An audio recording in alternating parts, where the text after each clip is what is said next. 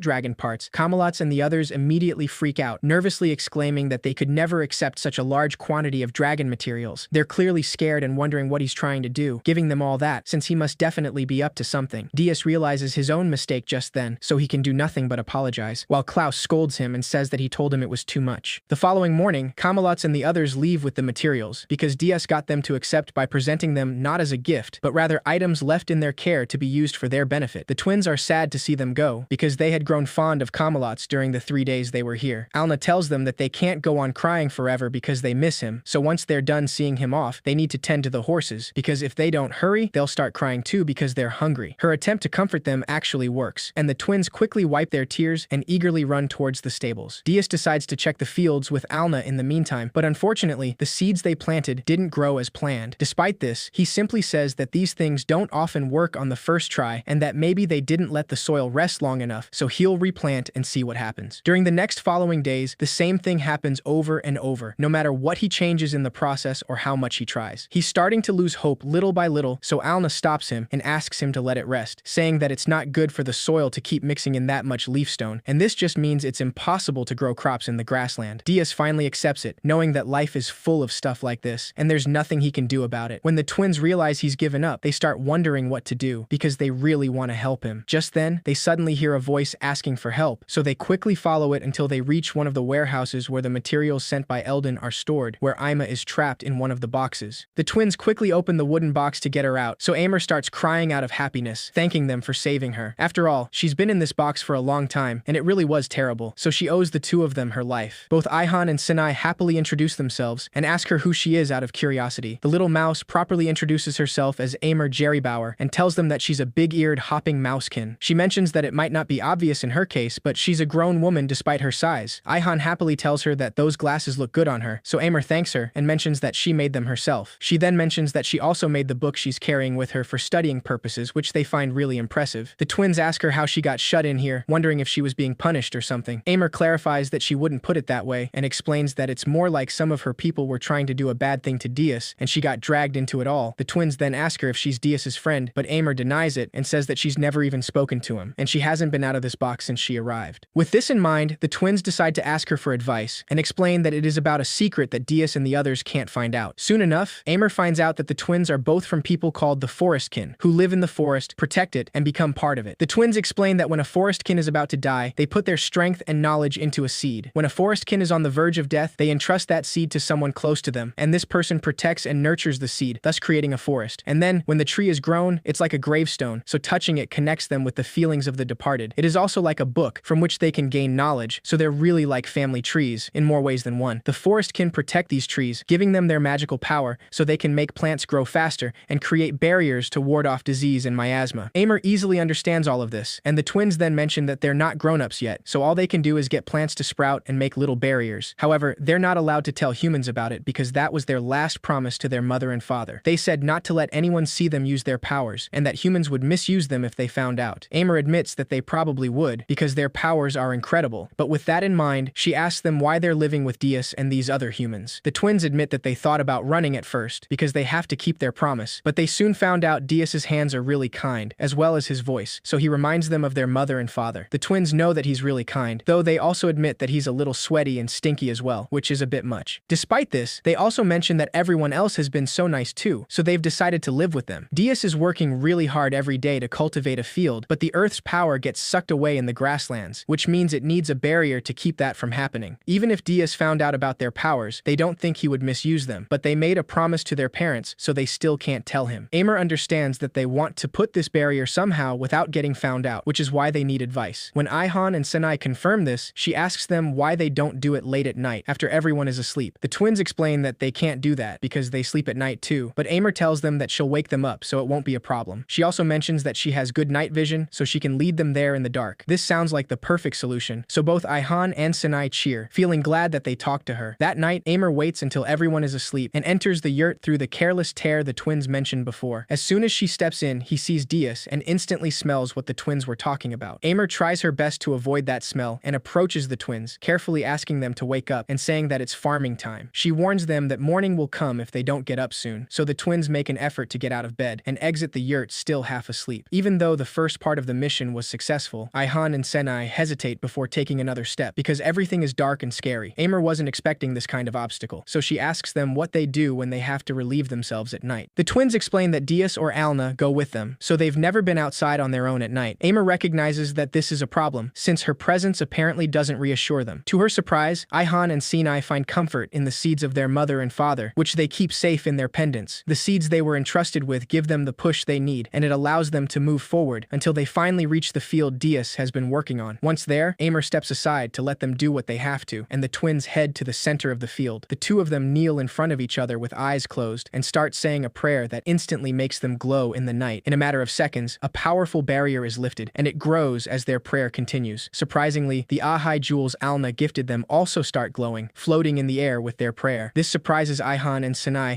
who continue with the prayer to make the barrier grow as much as they can. Meanwhile, Aimer observes everything in stunned silence, completely awestruck by how beautiful it is. Once the barrier is complete, the twins' job is done, and they go back to the yurt, still feeling sleepy and tired. Aimer thinks everything is over now, since she did everything she had to do and help them. However, the twins don't let her leave and actually hold on to her even while they sleep. She nervously tries to ask them to let her go because they're going to find her if they don't. Despite all her efforts, the twins are already deeply asleep, and she has no way to escape. In a change of scene, we see some demi-humans talking in a bar in Kazdex, and one of them mentions that Eldon the new lord is going to the royal capital. They say he's going to present the king with an earth dragon magic stone he got from the dragon slayer, which is going to help his reputation, and he'll probably be officially recognized as the domain lord. If that happens, things in Kazdex will get safer and safer, so they're really looking forward to it. One of the demi-humans also says that he heard a rumor, and it said the dragon slayer has a demi-human wife, and the two of them are so in love they don't shy away from showing it. The Wolfkin demi-human confirms that the rumor is true because his brother is one of Kamalatz's guards, and he saw everything with his own eyes. This surprises the others a little because they heard the dragon slayer hails from the east, and Easterns are famous for hating demi-humans, so they don't understand why he's different. Not having the answers, they simply assume that it was love at first sight with the first demi-human he ever met, and now she's his wife. The wolf mentions that he even heard she's horned, so the others assume that she's a rhino, which surprises them even more. He then says that the dragon slayer is apparently looking for more subjects, and he's accepting all peoples, all but bad guys or criminals. They say he's even offering housing and food, and he saw several small ilk dogkins standing there staring at the sign. When he mentions the small ilks, the lion tells them that apparently someone manipulated those big-eared hopping mousekin to pull their little stunt. They're testifying that somebody claiming to be monkeykin put them up to it, though it sounds like a story they cooked up to evade responsibility. That's how it seemed at first, at least, but others have come forward saying that they were hit up by a monkeykin dressed all in dark clothing. As soon as they start talking about that, a suspicious man stands up and silently walks out of the bar, making sure to keep his face hidden. He curses under his breath on his way out, clearly frustrated, and we soon find out it's the noble who manipulated the big-eared hopping mousekin. He can barely contain his anger now because he could only fool the mice, and they failed either way. While he complains about his failure, a pretty woman approaches him to ask him if he wants to have some fun. Already knowing her intentions, the nobleman suddenly snaps and harshly grabs her face, asking her to get lost. The woman immediately runs away in fear, asking him what his problem is. Only the nobleman knows what his problem really is, and it is all Dias's fault, which only infuriates him more. His frustration and anger are reaching his limit, so the nobleman shouts into the sky and swears that he is going to kill him. Meanwhile, some city guards also talk about the new lord in Kazdex, and mention that it's going to make things harder for second Prince Miser. After all, the previous Lord Kazdex controlled trade in the west, and Prince Miser was getting rich off of it, so losing that will be a hard blow. The younger guard mentions that Eldon, the younger son who became lord, is trying to distance himself from Prince Miser. The older man assumes that means the crown will probably fall to first Prince Richard, but the other guard denies it and clarifies that the three princesses have yet to give up. Despite this, the older guard doesn't think the youngest, Princess Diane, has any chance at all. Just then, another guard suddenly comes running to inform them something about Princess Diane. He explains that Princess Diane has left the royal capital with a large group of soldiers in tow. The man looks pretty alarmed, but the other guards are completely unfazed and assume that it's probably just her usual, so there is no reason to make such a fuss. The third guard clarifies that they're talking about around 200 troops in total, and she also had dozens of wagons laden with provisions, which makes him wonder if war has broken out somewhere. That certainly sounds alarming, but the other guards still ask him not to sweat it and clarify that it's someone else's problem. The next morning, Alna wakes up in the yurt and soon lets out a horrifying scream when she sees the girls holding a mouse in their sleep. After letting out a second scream, she wastes no time and immediately gives Ihan and Sinai an herbal bath, not giving them a choice. Even Aimer has to take her own bath, and she's not amused in the slightest, but she knew something like like this would happen. She just couldn't escape it. Alna continues scolding the girls during the bath, asking them what they were thinking bringing a mouse to bed. She clarifies that they're not coming back inside until they've had a proper herbal bath because mice carry deadly diseases. Amor kind of feels sorry for the situation, but Alna doesn't leave her off the hook and tells her that she'd better wash her own hide. Without a second thought, Amor nervously washes herself in the herbal bath, too scared of Alna to refuse. Once they're completely clean, as well as their clothes, Alna scolds them and asks the three of them to sit outside and think about what they've done. Diaz can tell that this is doing a number on them, but he knows that getting a good scolding is a valuable experience. He suspected Amor was an attacker they missed, but Alna said she registered a strong blue, so he probably doesn't have to worry about her. Just then, Maya suddenly approaches him to inform him that something has happened, and she asks him to hurry up and come with her. He's never seen her so surprised, so Diaz quickly follows her, and Maya guides him to the field to show him that a big portion of it is alive and full of sprouts. That is definitely big news, but she still thinks it's a little strange because they use two different types of soil, and in spite of all that, it's growing in this perfect circle. Alna is very excited about this, since she never thought the crops would actually take root, but Diaz managed to do it, which is really amazing. She thinks they could even call this a miracle, and it's all because he's a great man, and his strong, unyielding heart finally paid off. Alna is completely over the moon right now, and Diaz is very happy as well when he sees her like that. Of course, he's delighted that the field's doing well, but what makes him even happier is that Alna is so tickled. Sometime later, Diaz decides to take a look at the box that Amor was hiding inside. While he observes it, a pigeon with a monocle suddenly lands on the box and speaks, saying that he's pleased to make his acquaintance. Diaz instantly freaks out when he hears the bird speak, but this is not the first time something like this takes him off guard, so he quickly calms down and puts the box down. The pigeon then introduces himself as Garant, and after almost exposing himself as a spy, he tells him that he's Eldon's chief messenger. Diaz assumes that he's a demi-human, and the pigeon, or rather Garant, confirms it, explaining that his people are known as Pigeonkin. Now that he knows this, Diaz apologizes for his reaction, but Garant reassures him and asks him to pay it no mind. He then lets him know that the reason for his visit is to deliver a letter from Eldon, which is urgent in nature. Diaz stares at the pigeon for a long moment until he realizes he has to take the letter out of his bag and read it himself. Once he does, he reads the letter, where Eldon informs him that some small ilk dogkin are keenly interested in becoming his subjects, so he'd like to know whether he'd be willing to take them. Diaz doesn't exactly know what small ilk means, so Garant informs him that with dogkin, there are both large ilk and small ilk. Large ilk are stronger and more similar to humans, whereas small ilk look more like their ancestors are weaker and are clumsy thanks to their paws. He explains that it seems they heard about Ilk village from the large ilk who came here with Camelots, and now they aspire to live here permanently. After hearing this, Diaz tells him that once he gets approval from the rest of the village, he'll go ahead and accept, so he hopes he doesn't mind waiting while he goes ask around. Garant gladly accepts waiting for him, but Diaz then notices the way he's looking at the beans in the box he was holding, so he hesitantly offers him some, which the pigeon excitedly accepts. Diaz then decides to talk to Alna and the twins about this, and both Ihan and Senai are excited to hear that doggies are coming because it means they can play with them. Diaz clarifies that he hasn't decided for sure yet, but Alna reassures him and says that they're done scolding the girls already, so they can let them enjoy this at least. The twins actually look really happy about the situation, but Diaz puts that aside and asks Alna to accompany him outside to talk about something. Once they're alone, he asks her if the twins have said anything to her, but Alna denies it. She explains that they seem sorry about what happened, but they refuse to tell her why they had a mouse in bed with them. Diaz is sure they must have a good reason for that, so they just have to wait for them to volunteer the information someday. Alna already knew he'd say something like that, so she doesn't question him and easily agrees. Diaz then asks her what she thinks of accepting more subjects because he'd like to get her opinion first. Despite this, Alna simply tells him that he can go on and do as he sees fit, since it's her duty to support his decision. He still tells her that if something bothers her, he'd like her to come out and say it because she's important to him. Before he can finish that sentence, Alna confidently finishes his phrase for him and says that she's the best wife in the world to him. Diaz doesn't even deny it and simply smiles, but he was going to say that she's actually his rock, both when it comes to managing their domain and in protecting their family. Sometime later, Amor decides to ask Diaz to let her stay with them because she wants to stick around with Sinai and Ihan and help them grow. She mentions that she's literate and knows basic math, so she'll work hard as a tutor for the girls or at some other job. Alna hesitates at first, but she ends up accepting under the condition that she keeps things hygienic. Diaz later informs Garant that he got everyone's approval regarding the small ilk, and he also intends to take in Amor. The next day early in the morning, Alna wakes him up to inform him that they have visitors. She was asleep, so she didn't notice right away, and they're already close. Without wasting much time, the two of them decide to go check right away, since it's probably those dogkin they're expecting. Soon enough, they see the dogkin, just as they thought, but they also see a giant snake that is chasing after them. Alna informs Diaz that it's a monster named Lich Anaconda, and it is chasing after the dogkin. She realizes just then that she left her bow behind, so she has no way to attack right now. The Lich Anaconda suddenly gets one of the dogkin and swallows him whole, making them panic. As soon as Diaz sees this, he doesn't hesitate for a second, and immediately runs straight towards the monster. Alna tries to warn him that they are unarmed, but that doesn't stop Diaz, because he's willing to fight that monster with his bare hands if it's necessary. Without hesitation, Diaz jumps at the lich anaconda and slams it into the ground with a single blow. Right after this, he braces its body to strangle it with all his strength until it's finally defeated. Diaz is glad that he managed to do it, but Alna isn't happy at all and scolds him for being so reckless, because going up against a monster barehanded is just insane. He quickly apologizes, so Alna calms down and admits that they both ran out here without weapons, which means she's just as responsible. Diaz reassures her and says that he's the reckless one, so he'll be more careful from now on. Soon enough, the small ilk who was swallowed by the monster manages to crawl out of its mouth, alive and unharmed, so they all cheer for him. They later explain that the giant snake spotted them on their way here, but thanks to Diaz, they're all safe and sound. Both Diaz and Alna kneel before them to be at their level, and Diaz tells them that he's the lord of this grassy domain. The dogkin are surprised to see a human, and a lord at that, greeting them on their level. Diaz tells them that they've had a hard journey, so all of them are welcome here. This makes them really happy, so they all cheer and thank them, and Alna then introduces herself as Diaz's wife. She soon receives many compliments from the dogkin, and Alna doesn't hide how proud she is of herself. A girl of the dogkin race introduces herself as Canis, and Diaz asks her if she's hoping to immigrate here too. Canis denies it and explains that she works for Eldon as the caretaker of all the small ilk, so she was accompanying this group as a guide today. She informs him that the ones wishing to immigrate are 3 clans. The ones with the black fur are the Tybe Masti, a clan of courage and great strength. The clan leader introduces himself as Marf Tiba Masti, and Diaz gladly greets him back, saying that there's no need to be so formal, and that he can speak with him as he would anyone. Canis then informs him that the ones with the brown fur are the Ba Senji, a very serious clan, who've even been called inflexible. The clan leader introduces himself as Sidorio Ba Senji, and lastly, Canis says that the ones with the black and white fur are the Ausun Shep, a clan brimming with curiosity. Their clan leader nervously introduces himself as Reinhardt Godov Yadishev Ausun Shep, though he's aware that his name is ridiculously large, and asks him to simply call him Shev. Diaz greets them all, and Canis tells him that their clan names are very important to them, so she hopes he remembers each one. Alna then informs him that she used soul appraisal on everyone, and Canis is pale blue, practically white in fact, while all the small ilks are strong blue. Canis realizes that she forgot to mention something important, so she tells them that all the small ilks love to work, and not having a job to do stresses them out, so she wants to know if that's going to be okay. Diaz tells her that there is all sorts of work to do, and for instance, they need help making the cisterns. The horses and cattle also need tending, and those who'd like to can even serve the realm. All of the small ilks cheer as soon as they hear this, but Canis asks him what he means by serve the realm, assuming that he's talking about making them serve as soldiers. Diaz confirms it and explains that it would normally mean guarding the village at night and combat training, and of course, in an emergency, they'd have to go into battle. Canis tells him that simple jobs are one thing, but they can't hold weapons with their paws, and they're also small, so no matter how willing they are, she doesn't see it working. Diaz understands her concern, so he asks her if she'll be staying here with them for a bit. Canis affirms this and explains that she'll be reporting to Eldon about how the immigration goes. With that in mind, Diaz tells her that he thinks he can convince her before she leaves. When they return to Iluk, Klaus greets them and assumes that the dogkin are the immigrants they mentioned before. Diaz tells him that he'll introduce them later, and for now, he just introduces him to Canis, saying that she's the one in charge of them. Klaus smiles and kindly introduces himself, but he's suddenly entranced by Canis, so he nervously tells her that it's a pleasure to have her here. Diaz then decides to show them the village, but Klaus continues staring at Canis, completely smitten. Alna can tell what's going on right away, because he's simply too easy to read, but she doesn't say a word about it. 10 days later, the dogkin are all doing good work, and the twins recently started their own garden. It seems to be progressing well thanks to the help from the dogkin, so Sanai and Ihan are pretty content with this. Meanwhile, Klaus has been taking care of training, helping those who want to serve the realm as soldiers. 5 small ilks of the Tybe Masti clan surround him, so Klaus asks all of them to attack him at once. They all approach him from different directions, first aiming at his legs to make him lose balance. After this, they bite onto his wrist to make him drop his weapon, and the leader immediately aims at his neck, bringing him down in an instant. They easily pin him down this way, so Klaus admits that they got him, and praises their great teamwork, saying that their reactions are improving by the day. Canis is surprised to see their progress in only 10 days, so Diaz tells her that Klaus has slain numerous enemy generals, and he's a fearless fighter they called the Head Collector. Despite that, it only took these small ilks 10 days to learn how to beat him, so he thinks it's really impressive. Diaz then mentions that during the war, the enemy's war dogs were a huge thorn in their side, but these guys have skills to rival them, and they can even speak. The way he sees it, they'll do peerless work, because they can even use tools well after a bit of tweaking. They're also managing daily chores and guard duty without any issues, so Diaz asks Canis if she's convinced now. Canis is really impressed by everything, so she admits that she's completely convinced now. With that solved, Diaz decides to go check on the field, so Canis stays to see the rest of the training, but she gets a little worried when she sees one of the small ilks on the ground. Klaus immediately approaches the dogkin to see if he's he's okay, noticing that he twisted his leg. The dogkin explains that he tripped over a stone, so Klaus wastes no time and starts bandaging his leg. Canis quickly approaches him to help, and she admits that she's never met a human who would so readily treat an injured dogkin. To her surprise, Klaus firmly tells her that it's irrelevant whether it's a human or a dogkin, and what matters is that a comrade was hurt because he wasn't paying attention. In a change of scene, we see that Diane's forces reach the Sans-Serif kingdom, and they go to the first king's tomb. There, Diane tells them that the treasures in this royal tomb will be their war chest, so they can't go pocketing everything. She grabs the golden scepter from the statue there, and her subordinates ask her what she intends to do with it. Diane clarifies that she's going to use it, of course, but Pranesia warns her that if word gets out that she entered this forbidden place and carried off royal treasures, she might end up being censured. Diane gets irritated and yells at her, saying that no one is going to censure her, and that she's striking down that traitor Dias, the one who mocked her with his lies. She explains that she will do it using this scepter, with which the first king of old is said to have reduced 10,000 enemies to ashes. After that, she'll use the fortune Dias is hiding along with his dragon materials to fund raising an army, strike down her meddling siblings, and take this kingdom for herself. Diane assures Pranesia that there is no need to be so anxious, because she also has a secret scheme. She shows her the golden ring on her hand, and Pranesia immediately recognizes it as the king's seal. She looks pretty alarmed by this, but Diane reminds her what that nobleman said, the one who told them that during war, Dias would slaughter innocent civilians. They hail Dias as their kingdom's heroic savior, but his achievements are all fabrications, or at least that's what the nobleman said. Diane easily fell for it, so she now thinks that the time has come for her to show the world true justice. Meanwhile, the nobleman laughs to himself, realizing that royalty ended up being easier to trick than the beastkin. If Diane slays Dias, he will have his revenge, and then if he slays Diane, he can put his father and the others to shame, so he's sure he'll be happy about it too. Only then, he'll be the hero of the kingdom, or that's what he thinks. That same night, Pranesia informs Prince Richard all about Diane's plan, making him realize that this has grown into a real problem. After learning of the situation, he dismisses Pranesia, who tells him that she'll keep up her infiltration and gather more information. However, Richard tells her that she doesn't need to return to Diane's side, so she must just stand by for her next orders. Once she leaves, the prince's subordinates assess the situation and Diane's actions. After all, she hasn't just taken the royal scepter, but she's also stolen the king's seal. Besides, she's leading a force toward the plains of Nesros, Dias's domain, which is simply foolish. They ask Richard what he's going to do now, wanting to know if he will have the nobles in his faction mobilize their troops to subdue Princess Diane's force. Richard clarifies that there is no need to interfere, because if they pursue them now, they'd be at significant risk of encountering Dias. His subordinates admit that he's been saying that they should avoid him for some time now, so they ask him if he's really all that dangerous. Richard clarifies that the kingdom's heroic savior is hardly Dias's only nickname. One of his subordinates mentions that Dias the Kindly and No Balls Dias are the well-known nicknames, but Richard explains that it's the way he got those that betrays his true nature. He informs them that during the war, there was a royal order to slaughter the enemy kingdom's subjects, but Dias refused to obey this order. He also forbade the soldiers under his command from murdering and plundering. In other words, Dias has no issue defying the king's orders, which means the more fitting moniker for him is actually Ballbreaker Dias. Richard also mentions that there was a military unit made up of the sons of nobles who wanted to make names for themselves in the war. One nobleman's son went along for foolish and far less savory reasons, and he wanted to abuse his power to take advantage of a defenseless woman. Dias happened to be nearby, so he came running and subdued all three men present. He questioned why they were doing such things, and the nobleman simply told him that he just happened to lay eyes on a real beauty and that she should be honored that a noble like him took a shine to her. When the nobleman said that, Dias didn't hesitate and mercilessly crushed his most important parts with his foot, earning himself that well-known nickname. This story surprises everyone, because if a commoner assaults a noble, they're usually put on trial at the palace. Despite this, Richard explains that after what happened, Dias said that his parents taught him that the nobility exists to protect subjects who can't protect themselves, meaning there is no way those guys are nobles. He did not see a single noble in the room, so he didn't hold back against them. Richard's father, the king, publicly praised Dias, saying that he did the right thing as a subject of the kingdom, and the case was dismissed. The captains of the Knight Orders came to Dias's defense as well, and they said that he was too valuable to the war effort to lose. Richard explains that Dias doesn't take kindly to those who cross him, and it makes no difference if they're nobility or royalty. They're all kind of surprised to know that he has attacked royalty as well, so one of Richard's subordinates decides to tell the tale of a very willful boy who'd been spoiled by his parents. That strikes a nerve with Richard, because he knows that she's talking about him, but he asks her to continue anyway, knowing that it's best they understand at this point. The woman continues and tells them that the boy declared he wanted to fight in the war, and he found himself surrounded by the enemy on the battlefield. A certain violent man, Dias, showed up and rescued the boy, Richard, and then gave him a good whack on the head to scold him, asking him why he'd do something so foolish and reckless. Richard remembers that very well, and admits that it's the only time anyone's ever struck him. Even when he learned who he was, Dias just continued scolding him, and told him to go to his own castle if he wanted to play his royal games. Richard Richard explains that Diaz worked him hard for the following 3 months after that, something he hasn't forgotten. The woman mentions that Diaz's influence led Prince Richard to become a hardworking, honest, upstanding man who does not discriminate against commoners. With that, the others admit that Diaz does sound like a great man, so it's no wonder the king took a liking to him. It also makes them wonder why he was banished to the frontier, because it doesn't make much sense. Richard clarifies that his father didn't banish him, and explains that he left the grasslands in Diaz's hands because he thinks that he can do something with them. They are their kingdom's first defense after all, and Diaz was constantly offsetting errors they made in the war. To the king, Diaz is a hero, the man who saved his life, and a close friend going back 20 years. Despite this, one of Richard's followers mentions that he heard Diaz was left out there with no money or help. Richard explains that his father prepared an adequate amount of workers and capital, but his brother Miser probably appropriated it all for himself. If this kingdom is led by the corrupt, it will be doomed to fall, which is why Richard knows they have to do something. With this in mind, he orders his subordinate, Shield, to pay Nereus, and tells him that his job is to bring Diane and the king's seal back before she makes contact with Diaz. He warns Nereus that he must do so in secret, and on the off chance he comes in contact with Diaz, he must give him half the money because it would be travesty if the kingdom's heroic savior starved to death. Meanwhile, in the Lord's estate in Kazdek's domain, Eldon hesitantly welcomes Princess Diane after her long journey, though he clearly wasn't expecting her. Camelot asks her what they can do for her, and Diane decides to get straight to the point, saying that she will slay the traitor Diaz, confiscate his assets, and use them for the good of their kingdom. Eldon is clearly shocked by this, but Diane calmly informs him that some of her men deserted along the way, and now she finds her numbers low, so she hopes that she can count on his cooperation. Eldon tries his best to keep his composure, and tells her that this news is rather sudden, so he would first ask for evidence that Diaz is a traitor, as she says. Diane simply ignores him and shows him a royal document that states that the Lord of Kazdek's domain is hereby ordered to comply with Third Princess Diane's request by investing all of his forces and finances in assisting with the subjugation of Diaz the traitor. She exclaims that this is the king's decree and shows Eldon the king's seal in the document, which means he can't refuse the orders and that he's completely cornered now. While all of this is happening, Diaz and the small ilks finally finish the cistern with team effort. Everything worked pretty well, so he thanks them all for their work. Just then, Geraint arrives in a rush, saying that he brings urgent news from Eldon. Back at Kazdek's, Camelot reads the document properly and mentions that it isn't worded like a typical royal decree, but this is unmistakably the king's genuine seal for his exclusive use. In other words, it is legally binding, and they have to obey the royal decree. Eldon asks if they can stall them, though they are already buying time by way of the welcome feast. Either way, he knows they can't afford to get Diaz involved in the royal capital's absurd power struggle. Despite this, the Dogkin in the council tells him that this is a crucial time for him, so he has to proceed with caution. Eldon reminds them that Diaz is an important friend, but he's not speaking on a personal level. After all, he's cultivating fields in the grasslands, which means he's doing what no one else has been able to. Camelot mentions that if the vast prairie becomes a breadbasket, their domain stands to benefit too, but if Diaz is struck down, that potential will vanish with him. Soon enough, Geraint returns to Kazdek's with Diaz's response, so Eldon quickly reads the note he sent him and immediately freaks out, letting out a horrified scream. It is no wonder Eldon is shocked, because the letter says he should cooperate with Diane, as the royal decree states. This is a shock to everyone in the council, and while they all panic, Diaz calmly polishes his armor in a luke. Klaus tells Canis that he will protect each of the Mastis with his life, so she doesn't have to worry about a thing. However, this doesn't reassure Canis at all, so she tells him that she doesn't want him to die out there. Klaus smiles and confesses that hearing her say that gives him great joy, so he swears that he'll come back and asks her to wait here for him. After this, he heads to the front lines with Diaz and the Taibe Masti clan, prepared for what's coming. They see Diane's forces in the distance and Eldon's forces on the other side, along with a large group of adventurers ready to fight. Diane looks ready to strike them down, and both Diaz and Klaus realize just then that this is war.